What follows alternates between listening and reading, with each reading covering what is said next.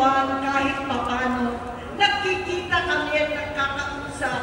Sumamba siya sa aking talagang hinintunan niya.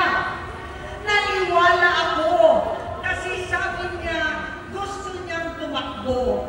Ang sabi ko, tutulong ako sa abot ng aking makakaya. Ipinakilala ko si Bongbong kay Inday. Naging magkatandem sila. Pagkatapos noon ay biglang hindi na niya ako ulit kilala. Kahit si Inday, nagtataka, bigla ko na itsapwera. Kahit ganon, nangampanya pa ako para sa kanya, kahit si Inday na lang ang aking nakakausap. Hindi ko alam bakit ako nakaban sa headquarters nila sa Mandaluyong. Hindi ko alam bakit walang nagre-report sa akin tungkol sa kampanya. Sa totoo lang, masakit mang aminin, nung dinidisqualify na siya, halos papaboran ko na sana dahil may nagsumbong sa akin mula sa kanyang campaign team na gumagamit na naman siya.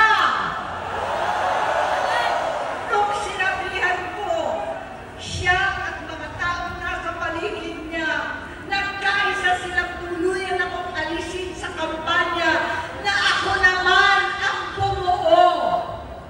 Sinabi nilang gusto ko na siya ay mag-disqualify para ako ang pumalit. Hindi totoo yun! Iniisip ko ang kalagayan ng aking kapatid at paano siya magsisilbi kung ganyan ang kalagayan niya. Pero pinaparating sa akin na hindi siya lulong at minsan na lamang tuwing nagpa-party. Hindi ko maipaliwanag bakit gusto kong maniwala at hindi mawalan ng pag-asa. Noong nanalo siya, naging pinakamalayo na kami sa isa't isa. Maliban sa opisyal na takbuhan at kapag pumupunta yung nanay namin, hindi ako sumama sa loob ng 3 taon dyan sa Malacanang. Dahil lantaran na doon ang inuman, ang paggamit nila ng cocaine at mga bawal na gamot.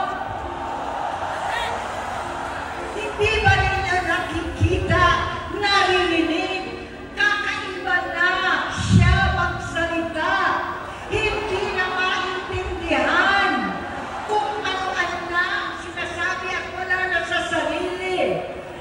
Nagtatago sa kabaitan niya ang pang-aabuso niya sa droga. At nagbunga na ito ng mga nakakapinsalang maling desisyon. Hinayaan niyang tumilos ang mga nakatalibot sa kanya. Yung mga umaastang presidente habang nilululong siya ng mga ito. Hindi na kami nagkausap. Sa harap ng publiko, pinipiling ko magmukha kaming maayos. Pero wala na kaming koneksyon.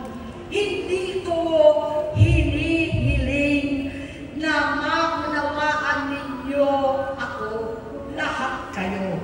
Sa palagay ko, ang makakaunawa lamang sa akin ay ang mga pamilya may pinagdaanan sa adiksyon, sa inom, sa sugal, sa alak, sa bisyo, higit sa lahat, sa droga.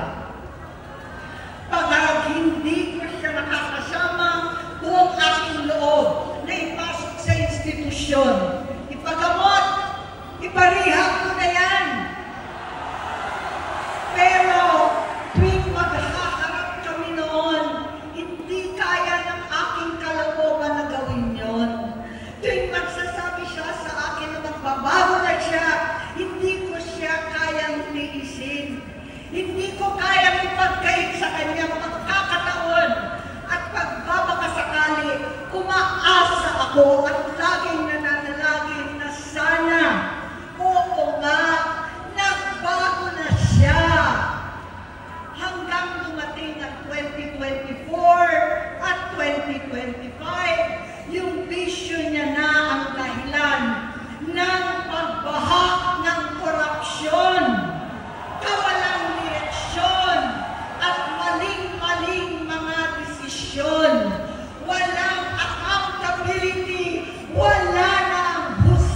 siya. Hindi na niya alam ang nangyayari. Hindi na pinapaalam sa kanya ang mga pangyayari. Sinamantala ng mga ito ang paggamit niya ng droga. Kinamkam na nila ang kaban ng bayan habang ang mga dating tumatawag sa amin ng magnanakaw ay nakakita ng pagkakataon sirain ang lahat. Nagagamit na nila si Bongbong para sirain si Inday. Itinutulak pa nila si Bongbong at ang bayan sa bangin para umastang tagapagligtas. Mula sa pagtraidor at pagpapahamak kay VP Inday, sa confidential funds na kung tutuusin ang galing naman sa opisina ng Pangulo, hanggang sa pagpadukot sa dating Pangulong Duterte para itago na lamang sa ibang bansa. Ang kabaitan ni Bongbong ay naging kalupitan.